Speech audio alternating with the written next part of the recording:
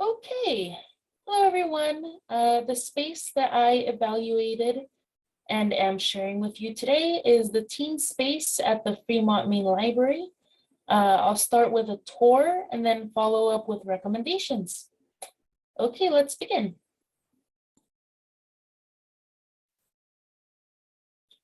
Here is a photo of the outside of the library. So the library is 2 floors. The first floor is divided into 3 main areas, which are the children's area on the right. You can't really see it, but it's in this direction. The adult fiction area in the center, and the teen area to the left. From the entrance, you can see the first floor reference desk, which is the service point of the teen area. The reference desk is nicely situated. It doesn't take up space in the teen area. It's far enough away that teens don't feel like they're being watched. They're not intimidated, but it's close enough that the librarians can float between the reference desk and the teen area. That is something I would recommend, more staff presence to form connections with teens. So these are the only 2 computers in the teen area. As you can see, they are express use. The sign indicates that there are more computers on the 2nd floor.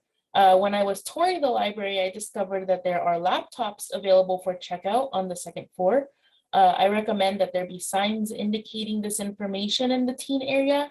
This way teens can check them out and bring them into the teen area, seeing as how the technology access is limited. Okay, here is a wide shot of the teen space. On the left, you've got the teen collection on tall shelves. These include teen fiction, magazines, teen graphic novels, adult graphic novels, and college preparatory materials. I don't know why the adult graphic novels are there. Those should definitely be moved to the adult fiction area to discourage adults from lingering in the teen area. In the middle, you've got shorter shelves that display new and classic teen fiction right over here. And that random shelf is audiobooks.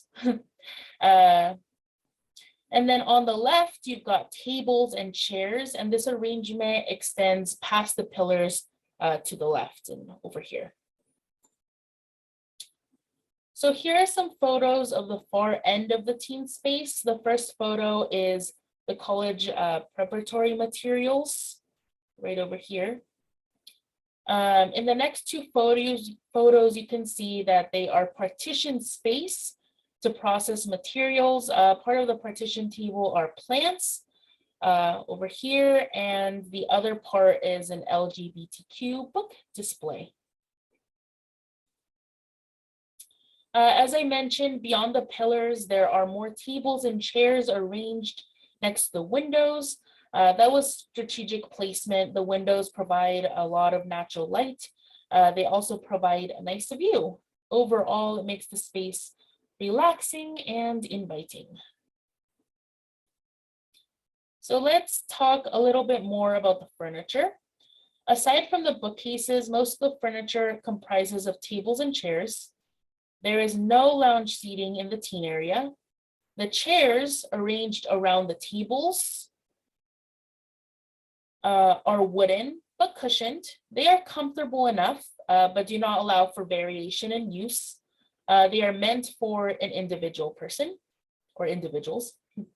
Aside from those chairs, there are a few chairs against the pillars. You could see one over here.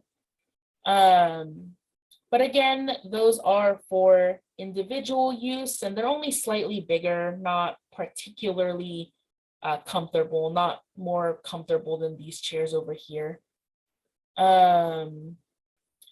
And as you can see, some tables are circular while others are rectangular. Here's a circular table. Here are some rectangular tables. They are lightweight. 2 people can lift and move them pretty easily. Otherwise, they can be pushed. The tables provide some nice flexibility to the space. On all the tables, there are power strips and signs indicating one person or one family unit per table and no eating. So the first rule is COVID related. And the second rule, likely they're trying to avoid food related messes. I would suggest changing the rule. Teens come to the library right after school. They are hungry. Maybe change the eating policy so teens can eat in the teen area. They just need to clean up afterwards. Maybe provide some trash cans for easier cleanup. Okay, so some recommendations. The teen area's proximity to the adult fiction area encourages adults to use the teen space. As you can see, here are some adults lingering or using the teen area. I recommend,